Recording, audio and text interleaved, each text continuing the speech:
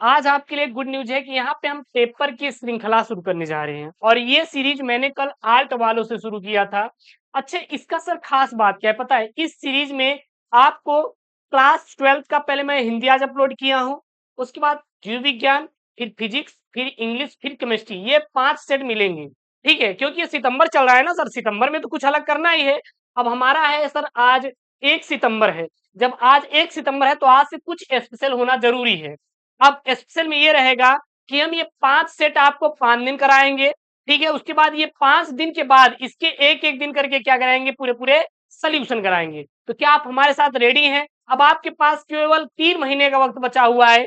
4 महीने मत ऐड करिए करेजा, क्योंकि 4 महीने जा चुका है, ठीक है ना? जो पढ़ना था इंपॉर्टेंट हम सब पढ़े हुए 2 महीने में रट रख के, अब सब पेपर सॉल्व करने का टाइम आ गया है और मैं पूरे यूट्यूब पर दावा करूंगा कि हमारे दिए गए पेपर से 90% जो क्वेश्चन होंगे पूरे आपको छपते हुए दिखाई देंगे बोर्ड एग्जाम में। ये मैं आपसे प्रॉमिस कर रहा हूँ पूरे यूट्यूब चैनल में।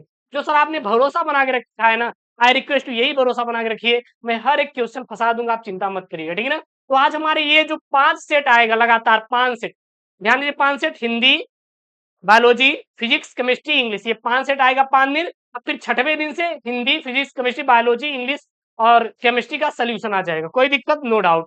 और दूसरी टाइम हम लोग क्या करेंगे, मतलब कि शिफ्ट में सुबह तो ये करेंगे, शाम की शिफ्ट में आपको टॉपिक पढ़ाएंगे। तो टेंशन नहीं लेना है सर, और मन लगा के पढ़ना है और आपको कुछ भी नहीं करना। चलिए सर, ये देखिएगा हिंदी का पेपर है पूरा, मैं सॉल्व करा दूंगा, चिंता मत करिएगा।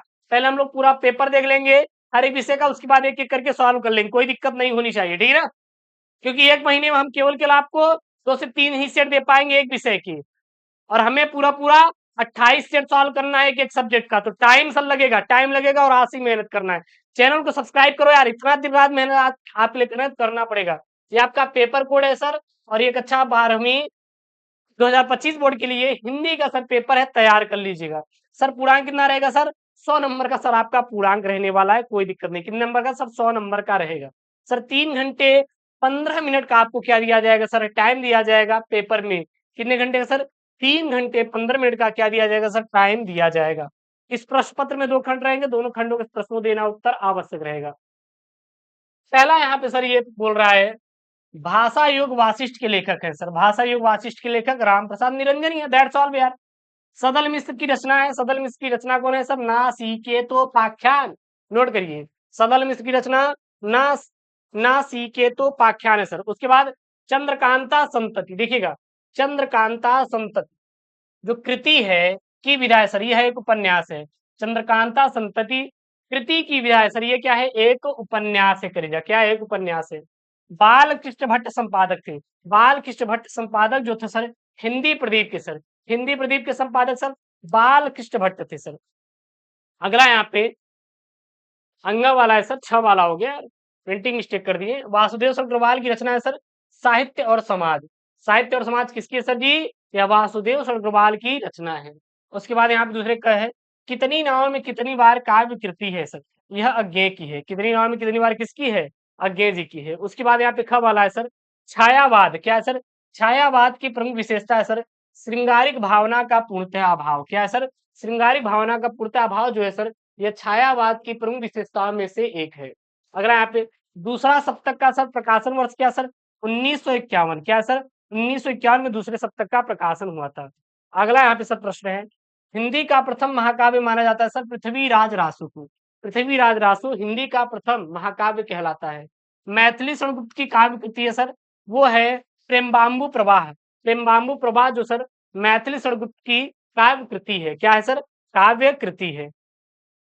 अगला है यहाँ पे सर गद्यांश। तीसरा नंबर सर क्या आएगा? गद्यांश 10 नंबर का आएगा सर। गद्यांश हर एक चीज मैं करवाना आपको सिखा दूंगा, आप चिंता मत करिए, हर चीज आपको मैं करना सिखा दूंगा।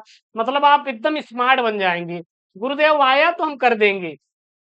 मातृभूमि पर निवास करने वाले मनुष्य राष्ट्र का दूसरांग है। पृथ्वी हो और मनुष्य न हो तो राष्ट्र का कल्पना असंभव है।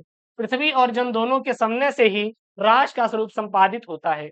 जन के कारण ही पृथ्वी मातृभूमि की संज्ञा प्राप्त करती है। पृथ्वी माता और जन सच्चे अर्थों में पृथ्वी के क्या है सर? पुत्र हैं।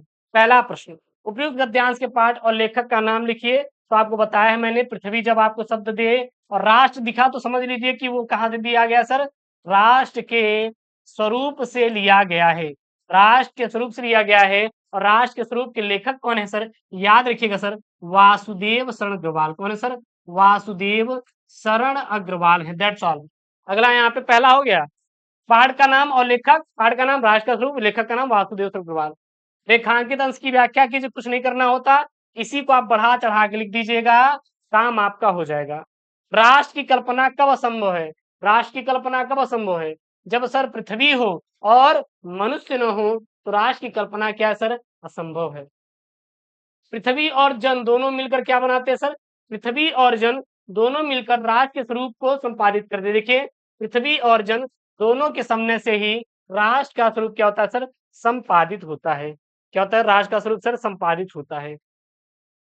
उसके बाद है यहाँ पे सर, क्या यहाँ पे, पृथ्वी कब मातृभूमि की संज्ञा प्राप्त करती है? पृथ्वी कब मातृभूमि की संज्ञा प्राप्त करती है? तो जन के कारण ही, जन के कारण ही पृथ्वी मातृभूमि की संज्ञा प्राप्त करती है। यही इसका क्या हो जाएगा सर? आंसर हो जाएगा। उसके बाद आपका सर क्या आएगा? पद्यांश आएगा सर, 10 नंबर का सर पद्यांश रहने वाला, इंपॉर्टेंट सर, आप लोग इसको रट लीजिएगा, छोड़िएगा मत। सर है क्या यहाँ पे? आज की दुनिया विचित्र नवीन, प्रकृति पर सर्वस्त्र है विजयी पुरुष आसीन, है बंधे नर के करो में वारी विद्युत भाप, हुक्म पर चढ़ता उतरता पावन पवन का ताप, है न बाकी कहीं व्यवधान, लांग सकता नर सरित गिरि सिंधु एक समान। यहाँ से 5 प्रश्न पूछे गए हैं, पांचों आप आंसर दे लेंगे, परेशान मत होइएगा। पहला क्या है? उपयुक्त पद्यांश का संदर्भ लिखिए, रेखांकित अंश की व्याख्या कीजिए, आज के मनुष्य ने किस पर विजय प्राप्त कर ली, किसके हुक्म पर पवन का ताप चढ़ता उतरता है नहीं बाकी कहीं व्यवधान से आपका आशय क्या है? सब कर लो, चिंता मत करना यार, मैं आपको करवाऊंगा। ये शिवम आपसे प्रॉमिस कर रहा है, शिवम भाई आपसे प्रॉमिस कर रहा है, हर एक क्वेश्चन करवा देगा, ठीक है ना।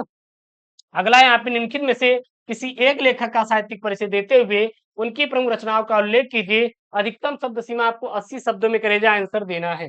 सर 5 नंबर का आएगा, प्रोफेसर सुंदर रेड्डी, आचार्य हजारी प्रसाद द्विवेदी, डॉक्टर एपीजे अब्दुल कलाम। तो यहाँ पर मैंने लिया डॉक्टर एपीजे अब्दुल कलाम का, एक संक्षिप्त और शॉर्ट में, बाकी लॉन्ग में जब तैयार करवाएंगे तो पूरा पढ़ा देंगे, चिंता मत करना। इनका जन्म सर 1931 ईस्वी में हुआ था। प्रसिद्धि मिसाइल मैन और जनता के राष्ट्रपति हैं सर। पिता का नाम सर जैनुलाब्दीन था, माता का नाम असीम्मा था। शिक्षा इन्होंने इंजीनियरिंग किया था। लेखन विधा सर काव्य और आत्मकथा थी सर इनकी। भाषा सर कैसी थी सर? सरल और प्रवाहमय और बोधगम्य थी सर। इनकी सर शैली कैसी थी सर? चिंतन परक आत्मकथात्मक थी सर। इनकी प्रमुख रचना ignite minds, releasing the power within India, my journey इत्यादि सर। इनकी मृत्यु 27 जुलाई 2015 में हो गई थी। उसके बाद ख वाला आएगा सर, कवि का साहित्यिक परिचय देते हुए उनकी प्रमुख कृतियों का सर आपको उल्लेख करना रहेगा। बहुत ही सिंपल है, कर लेंगे। कौन कौन सर है यहाँ पे देखिएगा, जयशंकर प्रसाद हैं, महादेवी वर्मा है और सच्चिदानंद हीरानंद वात्स्यायन बोले तो अज्ञेय है। तो सबसे पहले यहाँ पे जयशंकर प्रसाद जी का हम लोग देखते हैं। इनका सर जन्म कब हुआ था? 30/1/1889 ईस्वी में। जन्म स्थान काशी। पिता का नाम देवी प्रसाद, छायावाद के प्रवर्तक थे। लेखन विधा सर काव्य, नाटक, उपन्यास और निबंध है सर। और इनकी भाषा संस्कृत सर खड़ी बोली थी। और इनकी शैली कैसी थी सर? प्रबंध, काव्य एवं मुक्तक इनकी सर शैली थी। इनकी प्रमुख रचनाएं कामायनी, आंसू लहर, झरना, चित्राधार, कानन, कुसुम, प्रेम प्रतीक इत्यादि है सर। इनकी मृत्यु कब हुई थी सर? 14/1/1937 ईस्वी को सर इनकी मृत्यु हुई थी। छठा सर है, ध्रुव यात्रा कहानी के उद्देश्य पर प्रकाश डालिए अथवा पंचलाइट अथवा बहादुर कहानी का सारांश लिखिए। 80 शब्दों में लिखना है। बहुत सर सिंपल तरीके से कर लेंगे, कोई चिंता आप लोग मत करिएगा, टेंशन सर नहीं लेने का, बिल्कुल नहीं लेने का। उसके बाद है सर यहाँ पे 7वां नंबर, स्वपठित खंड काव्य के आधार पर किसी एक खंड के एक प्रश्न का उत्तर दीजिए। 80 शब्द में देना रहेगा, 5 नंबर का। एक खंड काव्य सर आप अपने जिले के अनुसार करिएगा, हर एक जिले का अलग अलग आएगा, ध्यान दीजिएगा।